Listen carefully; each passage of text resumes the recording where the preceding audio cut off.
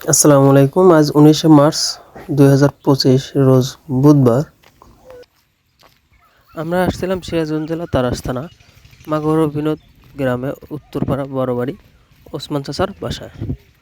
তার খামারে কেমন গরুগুলো আছে এবং সে কী ধরনের গরুগুলো নিয়ে তার খামার শুরু করছে বিস্তারিত জানানোর জন্য তার বাসায় গিয়েছিলাম এবং বাসায়তে তাকে না পাওয়ার কারণে আমরা সরাসরি মাঠে চলে আসলাম, যেখানে সে গরুগুলো খাওয়াচ্ছে এবং তার কাছ থেকে জানার চেষ্টা করব আসলে কেন সে এই ধরনের ষাঁড় বাচ্চাগুলো সংগ্রহ করেছেন এত কম দামে এবং ভবিষ্যতে তার পরিকল্পনা কি বিস্তারিত জানার জন্য চলুন দেরি না করে তার কাছে গিয়ে আমরা জানার চেষ্টা করি আসলে তার এই ধরনের গরু সংগ্রহ করার উদ্দেশ্যটা কি। আসসালামু আলাইকুম। ভালো আছেন? আলহামদুলিল্লাহ। আচ্ছা, আপনার খামারে মোট কতগুলো গরু আছে? এখন গরু আছে 9টা আছে। আচ্ছা, আপনার খামারে যে এই ষাঁড় বাচ্চাগুলা এগুলো কোথা থেকে সংগ্রহ করছেন আপনি? চান্দাইগোনা হাট থেকে। এগুলো কেমন দামে সংগ্রহ করছেন আর কতগুলো সংগ্রহ করছেন? 9টা সংগ্রহ করছি, গড়ে 17,000 করে পড়ছে। গড়ে 17,000।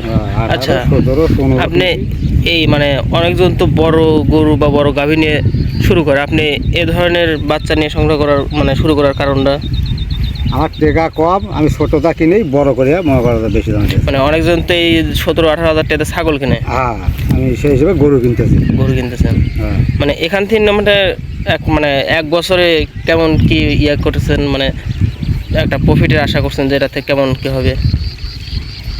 এবার আমার 17,000 পিস কিনছি, আলাদা দিলে বছরে পাইলে তো নিয়ে যাচ্ছে এখন 60-70,000 পিস বেচবো। 60-70,000 টাকা।